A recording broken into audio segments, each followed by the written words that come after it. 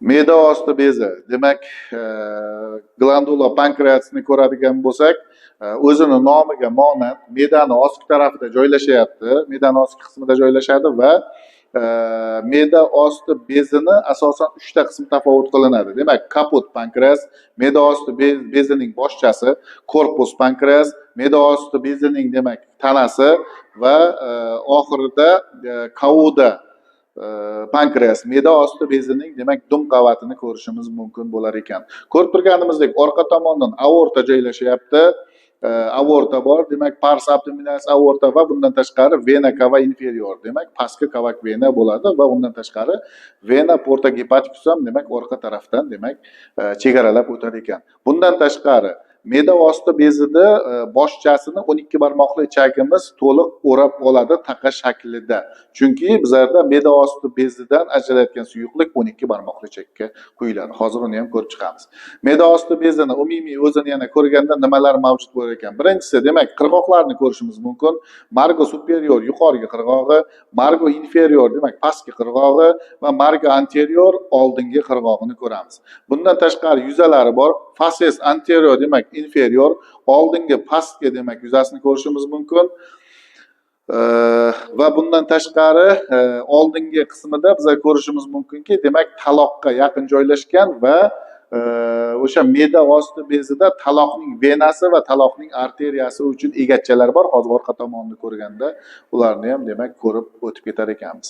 Demak, mana bu joyda me'da osti bezini juda yaxshi ko'rsatilgan, tasvirlab beryapti. Ya'ni biz ko'rishimiz mumkin, xuddi boyagi narsa, demak dumi, tanasi va boshchasi o'ziga xosligi nimadan iborat.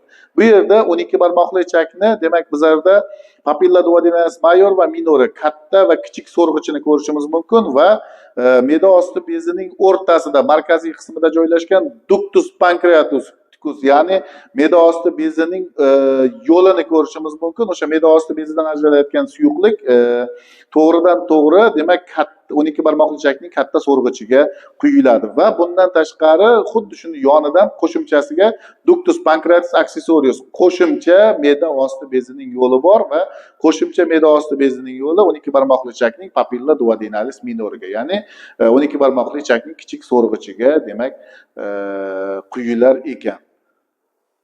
Endi me'da osti bezida boya aytib o'tganimdek orqa tarafdan ko'radigan bo'lsak, o'shanisi takrorlanadi. Ya'ni dum qismidan tana qismiga o'tish qismida ko'radigan bo'lsak, bizlar sulcus vena splenica, ya'ni taloqni venasini demak egachchasini ko'rishimiz mumkin va yuqorida sulcus arteria splenica, demak taloqni arteriyasini ham xuddi mana shu joyda taloq arteriyasini ham demak biz ko'rishimiz mumkin, egachchasini va bu yerda qirg'oqlari margo superior demak yuqorgi qirg'og'ini ko'rishimiz mumkin. Korpus, dumi va boshchasi boya aytib o'tganimdek demak 12 barmoqli ichakka quyiladi. Endi mana shu joyda e'tibor beradigan bo'lsak, 12 barmoqli ichakka ya'ni pankreasni, ya'ni o'sha me'da osti bezini yo'li bilan birgalikda o't yo'li ductus holidux ham demak bir vaqtda quyilar ekan. Bir xil vaqtda demak quyilib turar ekan.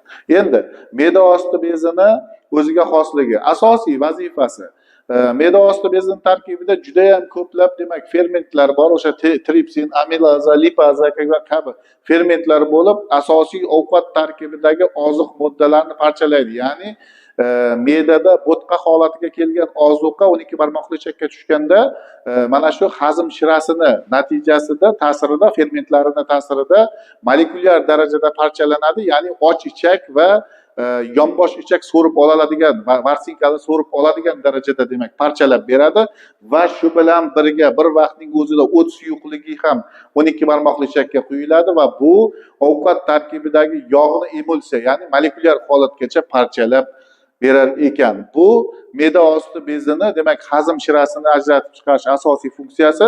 Bundan tashqari me'da osti bezini asosan dumi va tana qismida demak Langerhans orolchalari degan qismi bo'lib, bu umumiy 2% ni tashkil qiladi, 98% demak me'da osti bezi shirasini ishlab chiqaradi. Endi Langerhans orolchalari nima o'zi? Langerhans orolchalarida ikkita turdagi hujayralar mavjud bo'lib, alfa va beta hujayralar bor. Demak alfa hujayralar bizlarda glikagon gormonini ishlab chiqarsa, beta hujayralari insulin gormonini ishlab chiqaradi. Insulin gormoni demak hayotimizda muhim ahamiyatga ega bo'lib, qonimizdagi glyukozani o'sha organizmda masalan qayergadir energiya kerak bo'lsa yetkazib beradi, glyukozani o'zlashtirib. Agar xuddi shu insulin ortiqcha miqdorda glyukoza hosil bo'lgan bo'lsa organizmda, masalan uglevod shaklida kirgan bo'lishi mumkin, uni o'zi bilan biriktirib oladida muskullar va jigarimizga qo'shimcha energiya ozuqa sifatida to'plab qo'yadi. Qachondir bizlar ovqatlanmagan vaqtimizda o'sha alfa hujayralardan ajralgan